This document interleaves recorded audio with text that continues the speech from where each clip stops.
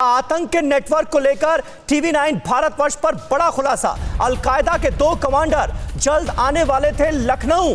अगले 2 से 3 दिन में आने वाले थे अलकायदा के कमांडर। ये एक बहुत अहम खबर आ रही है। आतंकी मसीरुद्दीन से मिलने आने वाले थे अलकायदा के 2 कमांडर। ये एक बहुत बड़ी अपडेट इस पूरे मामले में, और खास तौर पर अलकायदा के जिस लखनऊ मॉड्यूल का जिक्र किया जा रहा था उससे जुड़ी ये बहुत अहम खबर। ऑपरेशन काकोरी से रिलेटेड अलकायदा के एक कमांडर को लखनऊ में ही रुकना था, दूसरे कमांडर को पश्चिमी यूपी में शरण लेनी थी। आगे के ऑपरेशन की जानकारी देने वाले थे कमांडर। ये बड़ी अपडेट इस वक्त ऑपरेशन काकोरी से जुड़ी।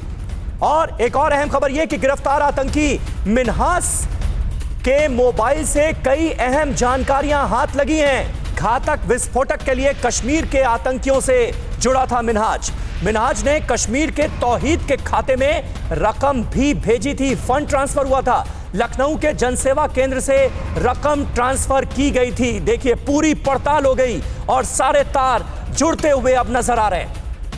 मिन्हाज के घर मिली डायरी में तौहीद और मूसा का भी जिक्र है। टेलीग्राम ऐप के जरिए तौहीद मूसा से संपर्क में था मिन्हाज। ये इस वक्त की बहुत बड़ी और अहम अपडेट।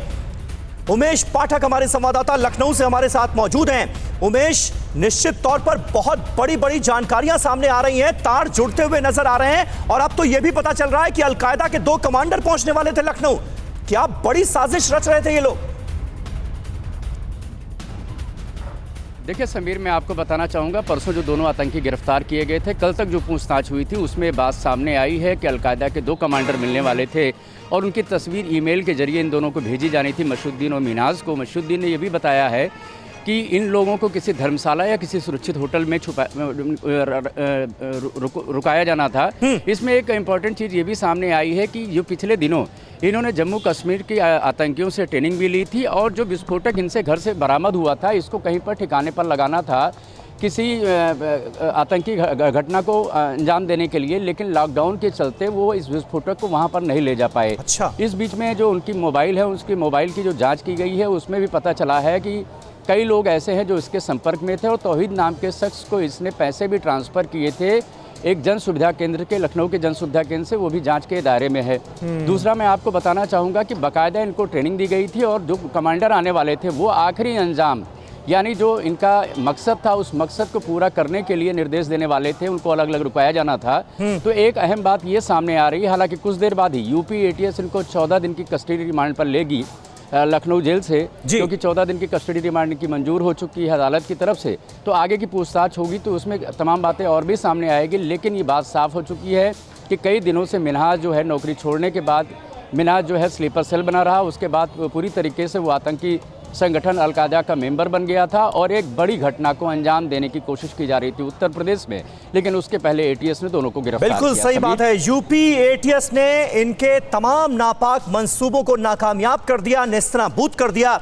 निश्चित तौर पर एक बड़ी कामयाबी है। और शारदा प्रसाद जी हमारे साथ इस वक्त मौजूद हैं, पूर्व डीजीपी। शारदा जी, किस तरह से आप इस डेवलपमेंट को देखते हैं? ये बहुत बड़ी जानकारी सामने आ रही है कि 2 अलकायदा के आतंकी बाकायदा लखनऊ पहुंचने वाले थे और वो बताने वाले थे कि अब तुम्हें करना क्या है, क्योंकि ये जानकारी सामने आ चुकी है कि ये स्लीपर सेल के लोग थे और पेशावर में बैठे आतंक के आकाओं ने इन्हें एक्टिवेट किया था, और अब ये जानकारी सामने आना क्या कह रहा है?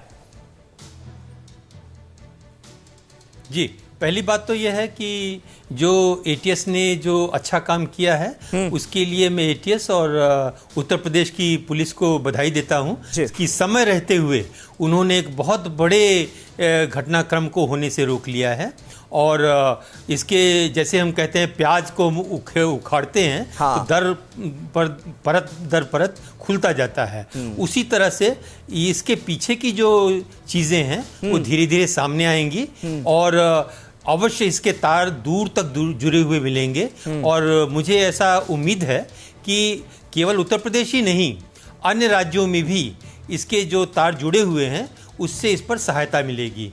और इसके अलावा जो इन्होंने लोकल अरेंजमेंट्स किए थे, तो ऐसा होता है कि स्लीपर सेल का कॉन्सेप्ट है जी, कि कुछ कुछ शहरों में इनके लोग होंगे जो कि कुछ नहीं कर रहे हैं, केवल वेट कर रहे हैं।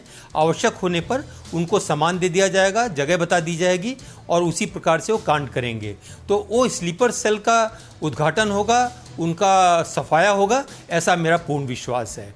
और इसकी सूचना पर जो दूसरे राज्य हैं उनमें भी एक्शन लिया जाएगा। ठीक है, और ठीक है शारदा प्रसाद जी, उम्मीद भी यही की जानी चाहिए कि अब ये जो पूरा नेटवर्क है इसकी तह तक एटीएस और पुलिस पहुंचे और ये जो पूरा नेटवर्क है ये बेनकाब हो। अड़ी सोमवार से शुक्रवार शाम 6 बजे सिर्फ TV9 भारतवर्ष पर।